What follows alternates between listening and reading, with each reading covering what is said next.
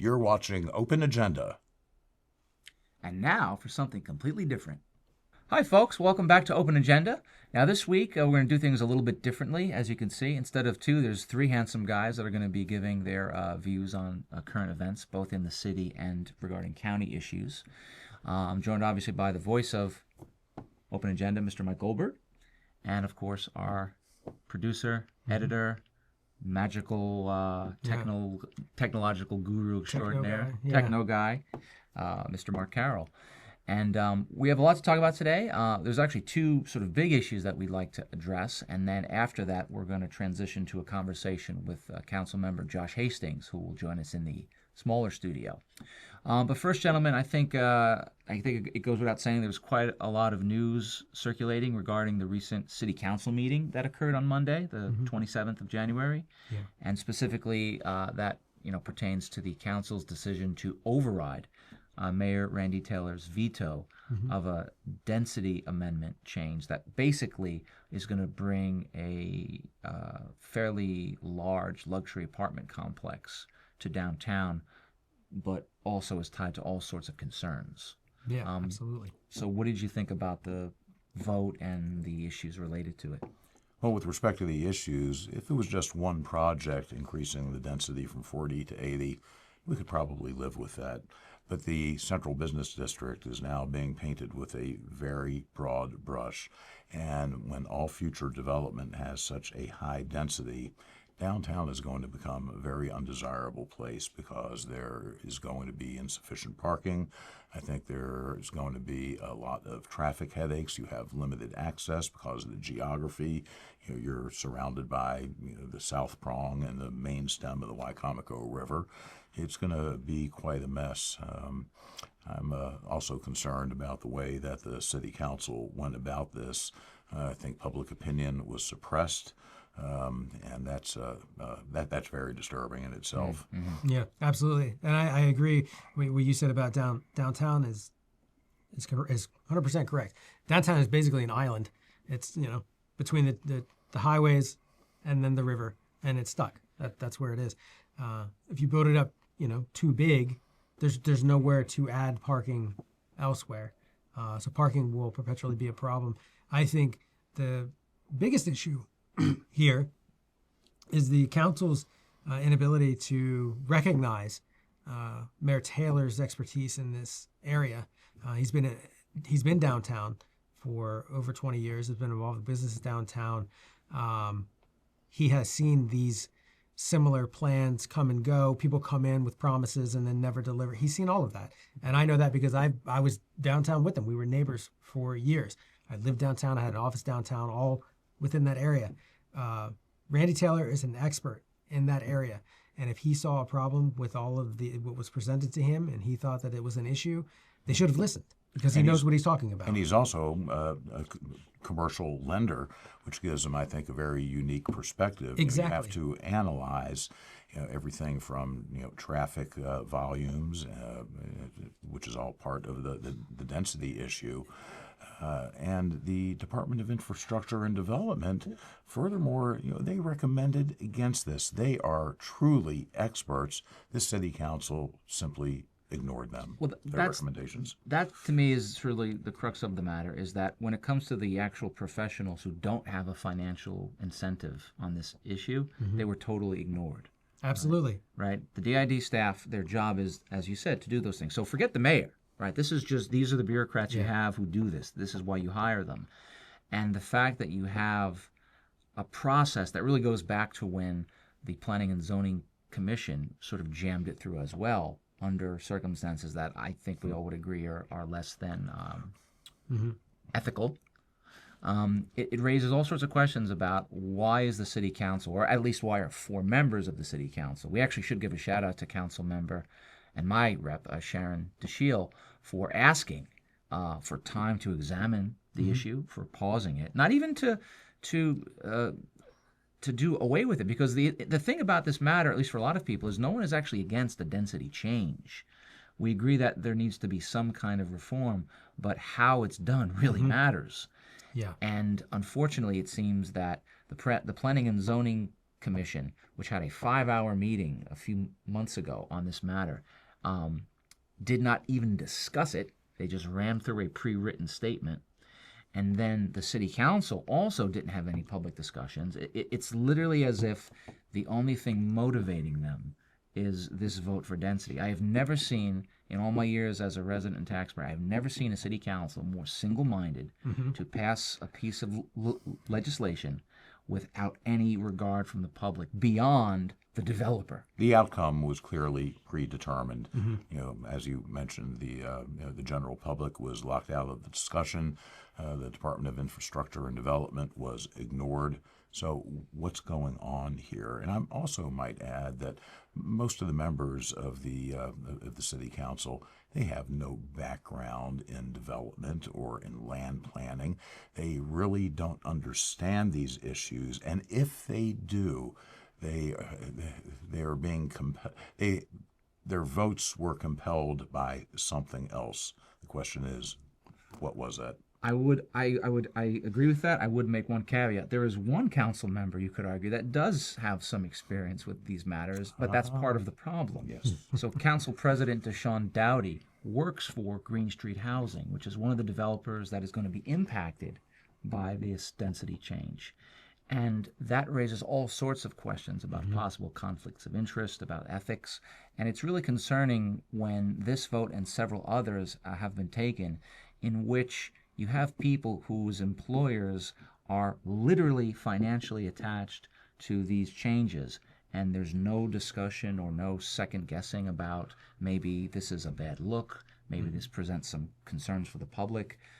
It's deeply troubling. Well, because of this conflict, we already know that I believe one lawsuit has been filed so far or is about to be, and there's probably going to be some more. Unfortunately, it's going to be the taxpayers of the city of Salisbury who, in order to protect their city, are going to have to bear the cost of those legal actions. What's going to be cheaper, the lawsuit or the garage? Well, and that's the other part of it, right? That I think it is sometimes lost in some of the media coverage, because a lot of what the mayor was talking about was the parking, which, again, I get that's his prerogative. I actually think in terms of public discourse, it would have been more effective to talk about the fact that, you know, part of the fact that these density changes would alter the ability for getting access to downtown to park is that it came with a 20-year tax abatement, right? 20 years of subsidies to Gillis Gilkerson, on top of the fact that it would also require the city to bond for a garage, which would be at least $11 million is the current estimate, which the city would then have to pay about $500,000 to $600,000 per year on. So we're basically defunding ourselves, or at least going into debt, for a luxury apartment that in the end is only going to add at most 200 units or so. It's not going to substantially transform the nature of Salisbury. And it begs the question, why are our supposed elected officials who represent all of us, why do they seem so single-minded in specifically giving one developer and a few ancillary developers and businesses, why are they giving such preferential treatment, it would seem, and such a focus on every policy toward this? That's the $60,000 question, and I hope that... I think it's more than that. It's more like the $60 million question. But it's going to be expensive, and I think the people, the residents of the city of Salisbury, they're just going to get hammered. They're paying to subsidize, as you mentioned. They're going to have to build a new parking garage. There's going to be a great deal of new subsurface infrastructure, stormwater management, stormwater quality facilities, and you're in an area that is within the Chesapeake Bay critical area, and an area that's already prone to flooding. This is going to be very expensive development, and to me, the big question is, will people actually come? Do people want to live in a central business district? Central business district, not central residential district. People tend, since World War II, to move out of the CBDs. They want some space. They want some land around them so their kids have a place to play. And they're not going to get that. I think that the demand for downtown housing is going to be very limited, and it is certainly not going to be housing that will benefit low-income people. That's just not going to be the nature of it. You brought up a very good point about the cost of it, because I feel like from the outside, a lot of citizens of Salisbury might not realize, they might think that this is just a downtown issue. This is not. This is going to cost everyone in the city of Salisbury because the city is going to be paying for it, and your tax dollars are going to be paying for it. And you're also right. It is not fun to live downtown. I can tell you, I lived downtown 20 years ago, and they have since changed it, but they called them mixed-use buildings. We didn't get trash pickup. We had to go out and purchase our own parking permits. It was a nightmare. Well, and again, let's be clear. As of right now, the only thing for certain is that lawyers are going to make money because with at least one lawsuit already filed and perhaps another on the way, this very well might be tied up in court for years. Yeah. Which again raises the question: what are our city council's priorities? Well, everybody in Salisbury should be prepared to reach down deep into their pockets, and they can thank our current city council. Thank goodness for Councilwoman Sharon DeShiel, who actually did some homework on this and stood up for her constituency. Yeah, but you're right. That is an expensive proposition, and unfortunately for me, I was born handsome, not rich. But hopefully, in the next election cycle, they'll reach for a pencil instead of money and choose better representatives. We'll see. Again, as the old saying goes, you get the government you deserve, right? On that note, folks, we're going to shift gears a bit and address specifically one other important topic, which of course is the upcoming meeting with the County Council regarding a very long-standing lawsuit that was filed several years ago by the NAACP and the ACLU of Maryland, which also impacts, of course, our county's future in a very important way. So let's talk a little bit about that particular topic. Okay. Before 1987, Wicomico County had a 5-member county council, all of which were elected at large. In other words, all council members were elected countywide.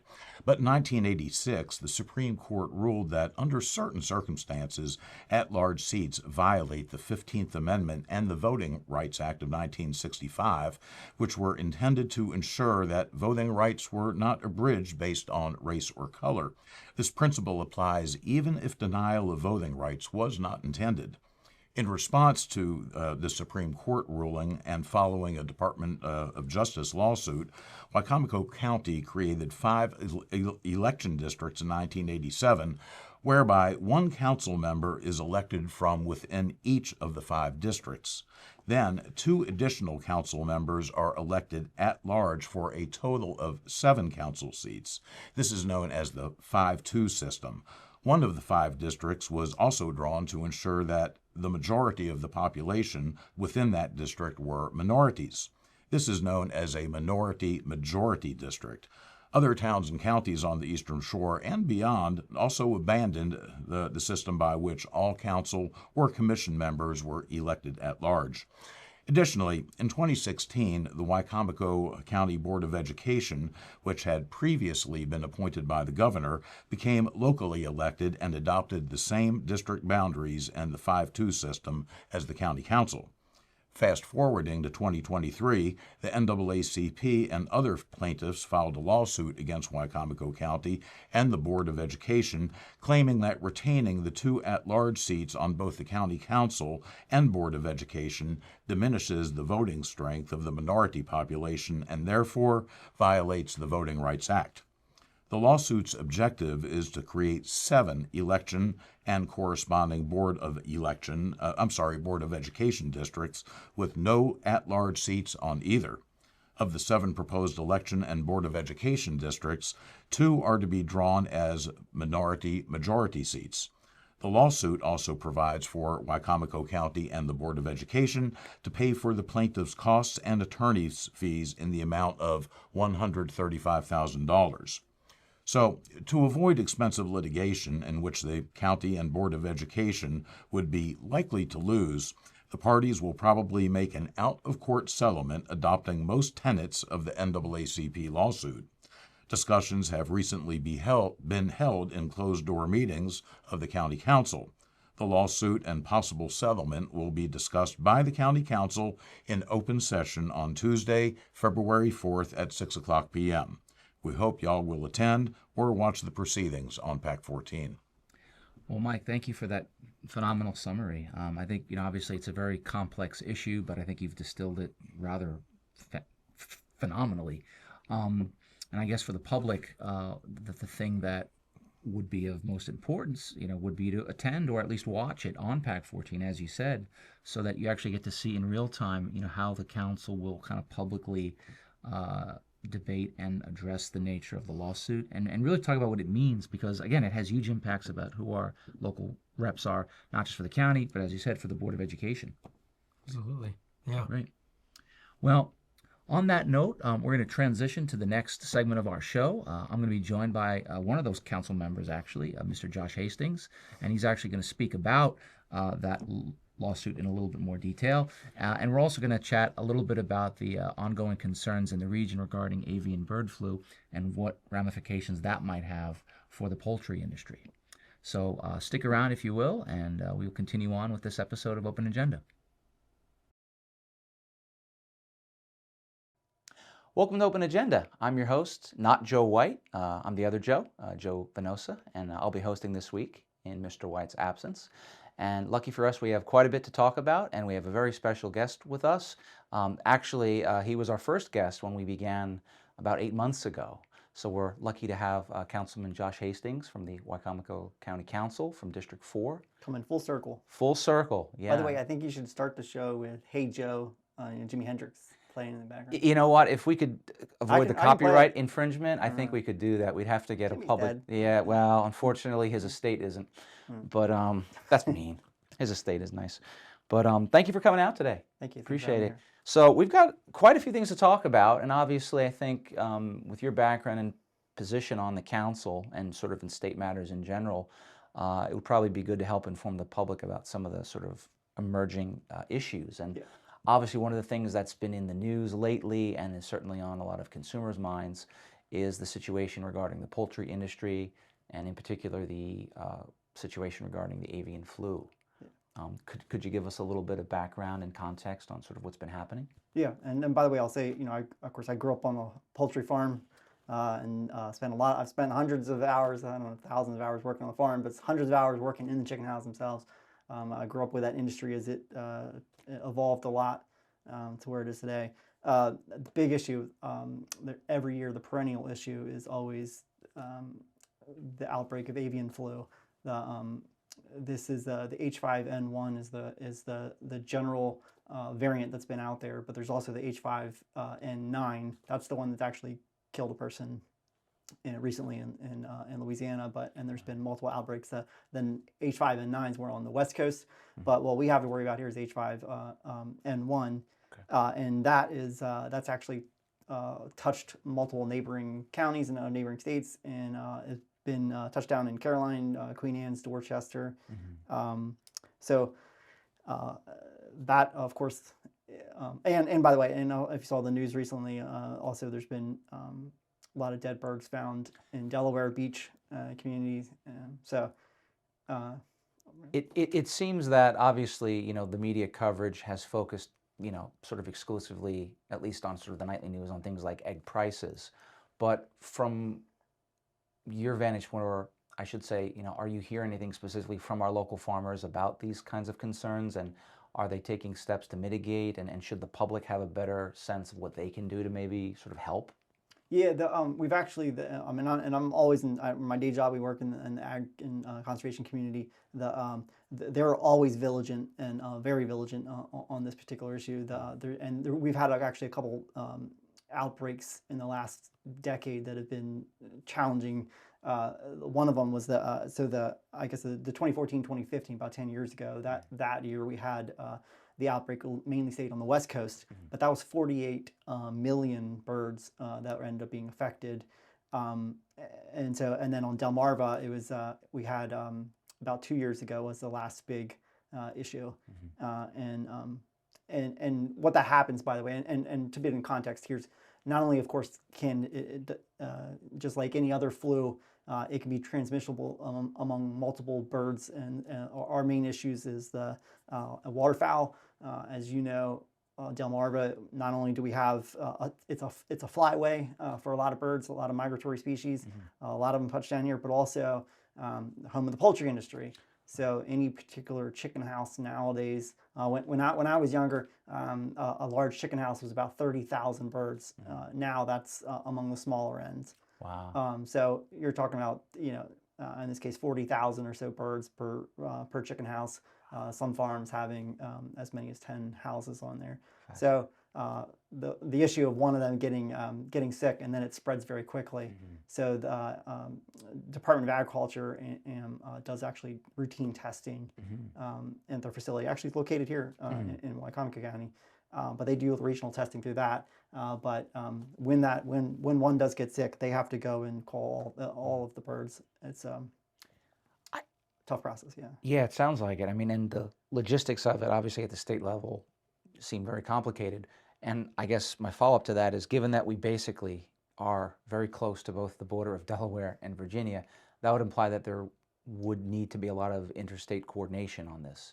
Is that happening right now from what you've seen or heard, or what's the... Yeah, there. Luckily, we've had. I mean, obviously, luckily, this is awful, but I mean, we have had a couple close calls in the last couple of years where it could have taken off and spread and got much worse. The Delmarva Chicken Association, who I work with, Holly, who leads that. You know, she's done a fantastic job. They've been on top of it, making sure that most of our farmers can.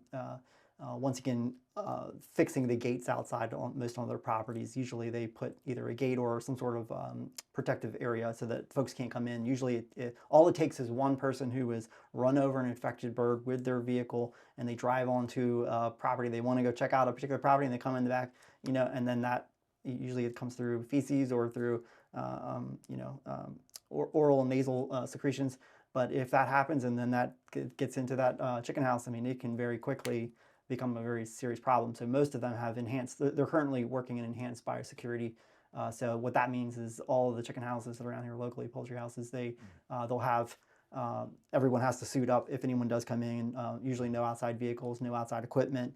Everyone has to go through step into a bleach, it's kind of like a tray, you basically steps in. So all of those measures have really gotten a lot stronger since I was, the 80s and 90s, especially since I was young. But it is very effective. The more that we can keep people out and keep it separate from the interactions. I think a lot of people are, they have their backyard flocks and they're very proud of it. Right. We just have to be careful on the Delmarva Peninsula just because there's such a high concentration of birds. So it's not so much that the nature of this particular kind of avian flu is endemic to one or two large farms. It's that it can go anywhere, but the mitigation process, because it's well regulated, has been successful at this point in kind of limiting those instances, at least historically. Yeah. Okay. Yeah, and by the way, I tell anyone there's a series on Netflix that I watched back in 2019. Early on, my wife and I were watching it, and it's about pandemic, and it's about predicting, basically saying, and this is 2019. It's basically saying that I think I've seen this too with my wife. Yeah, it's saying that basically a pandemic's likely to happen. Yeah. And one of the places that they feature from around the world is the place called the Delmarva Peninsula, where it talks about the flyway and the chicken poultry industry. But it's amazing to see, but it actually really shows how our area we have to be extra vigilant on this. On that issue. Wow, yeah. Fascinating. Well, thank you for the information on that, and obviously we'll sort of keep our finger on the pulse of that news, and hopefully it won't become as large of a concern as it would appear to be in some local contexts. Yeah. But Josh, we have a couple more things to talk about, particularly the upcoming county council meeting and sort of some of the aspects of what you'll be discussing. Would you stick around for a few more minutes? Yeah. After the break, and roll through it all. We'll chat. Yeah, all right. Great. Thank you so much. So we're going to be back in a few minutes with Councilman Josh Hastings, and we're going to pick up on some of the issues that they'll be talking about at Tuesday's county council meeting. So stay with us. Welcome back to Open Agenda. I'm here again with Councilman Josh Hastings. Josh, thanks for coming back with us. Thank you. Yeah, glad to be here. Yeah, great. So we obviously have a lot to talk about regarding the upcoming county council meeting, which will be at 6 p.m. on, I believe it's Tuesday, February 4th. So at that meeting, there is a resolution on deck that addresses specifically the possible conclusion to a piece of litigation that the county's been involved in with both the NAACP and a few other plaintiffs. This is Resolution 23-2025. Could you sort of talk about what that is and why it's important for the public to sort of know? Yeah, and I really hope the public shows up, can show up or can pay attention and hear what has come from it. We'll actually have at that meeting one of our special attorneys kind of working on that. They can give a bigger, broader understanding of how we came to be at where we're at. But basically, the quick version of it is that the NAACP and the ACLU sued Wycomico County, saying that we have a high minority population, or black population specifically, the way that the Voting Rights Act lays it out, and that we currently have only one minority district and then 2 at large for the county council. So 7 total seats, 5 districts, 2 at large. That's the way we currently operate. Their thought was, well, it should be 7 different districts and then maybe 2 minority districts. So we've been going maybe about a year and a half or so, going through the process of litigation and having discussions. What's the best way to rectify this and to make things right? So I think we're very we basically are now at a place where we've accepted, come to terms, and so at this council meeting we will go forward and kind of accept all of the recommendations that have come about and the agreements that has been reached, and then that would include creating 7 new county council districts. And I believe there was a press release earlier this week that actually included those new proposed maps, those 7 new districts, correct? Yeah, and they should be up fully on the website for the county's website now. There's a GIS version. You can actually go in and look at some of the data, and then in the briefing book, it's already posted. It actually has copies of the map itself, so people can start to figure out, where do they currently fit within these districts. And I guess the question that I have to you, as someone who's been in elected office and has represented primarily the city of Salisbury, being in District 4, how substantial is that change on the map in general from what it was to what it is? Yeah, my district basically gets ripped up. It's I'm going to be in what will be the new District 7. Will be my area, but also there's a District 4 which my currently has. That's part of my area, and then District 3. So Salisbury's sort of cut up into 3 pieces then. Yeah, it's really going to be. Yeah, it's going to be chopped up a lot. So it will look very different than it currently does, and then currently the population of 106,000 for the county. So dividing that up, it's actually divided up pretty evenly with the way that it's set up so far. So dividing them up by 7. And this also, therefore, though, will include these new lines will apply for both the county council and the Board of Education. Yes, yep, Okay. they're for both, and they will take effect. We will be accepting them as the plan goes forward, but and they'll have to, we won't. Typically, you would go through this process to change. You'd have to put it for the voters to look at and to understand. This is not, because it's a lawsuit. It's a very different kind of a situation. But it will take effect for the next election. So the 2026 election, that'll be the first time we'll have this. So it's coming up then, essentially. Yeah. Okay, wow. And I guess and I don't know if this was ever brought up, but it seems to me a little bit ironic that if one of the arguments in the lawsuit is that any at-large position sort of fundamentally, violates the Voting Rights Act, you could make the argument that the county executive position is a sort of a direct threat to the essence of the 1965 Voting Rights Act. I find that kind of ironic that the position itself, I mean, that wasn't ever a part of the actual lawsuit, correct?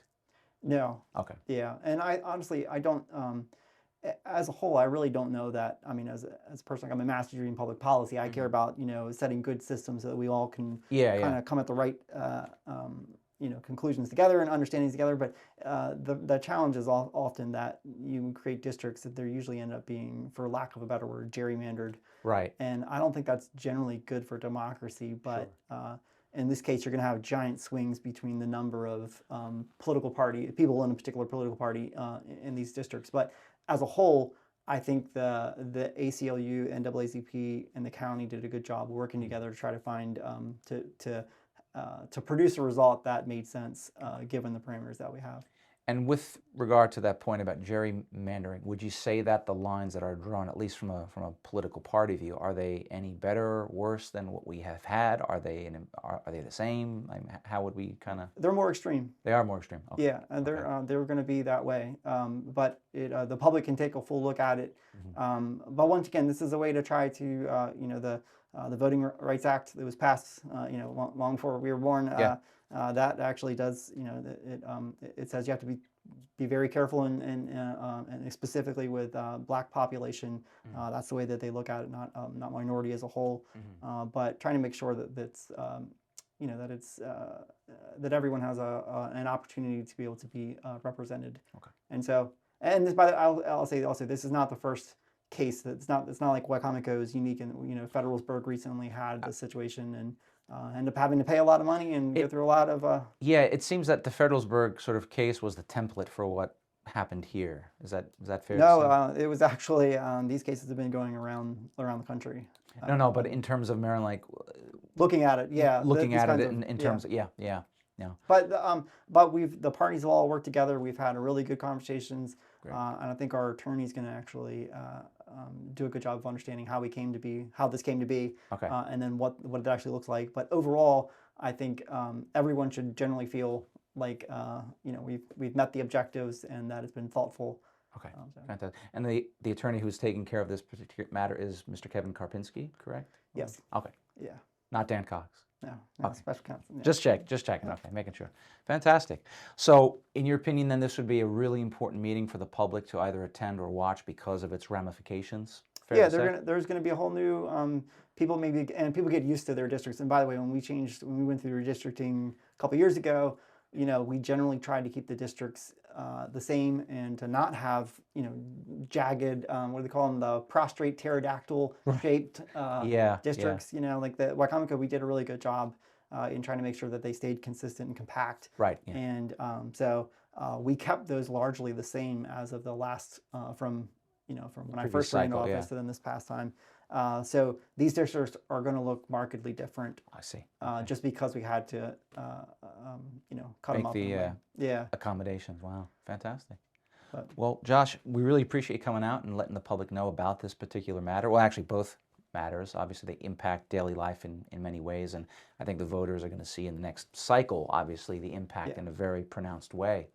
And I hope they come out. I hope folks come out and think, oh, they should run for office too. And maybe this gives an opportunity for more people to run who haven't considered it in the past. And the best part about this new feature, though, is that you can actually sort of put your address in a search feature to find out what district you're in. Yeah. So that's actually very sort of convenient for people that are interested. Yeah. So wonderful. Well, Councilman, thank you for coming out. We always appreciate the time and opportunity. And I feel like we've come full circle now after, I think, 32 episodes or so and eight months of doing this. So this Congrats has been, on season 2. Thank you. Yeah, season 2. Yeah, absolutely.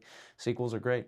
So you have a wonderful day. Thank you again. And for those at home, we appreciate you watching. Obviously, the upcoming County Council meeting is going to be in the Government Office Building in downtown Salisbury at 6 p.m. on February 4th. So we hope to see you there, or at least you hope you can watch it on PAC 14. And have a wonderful week.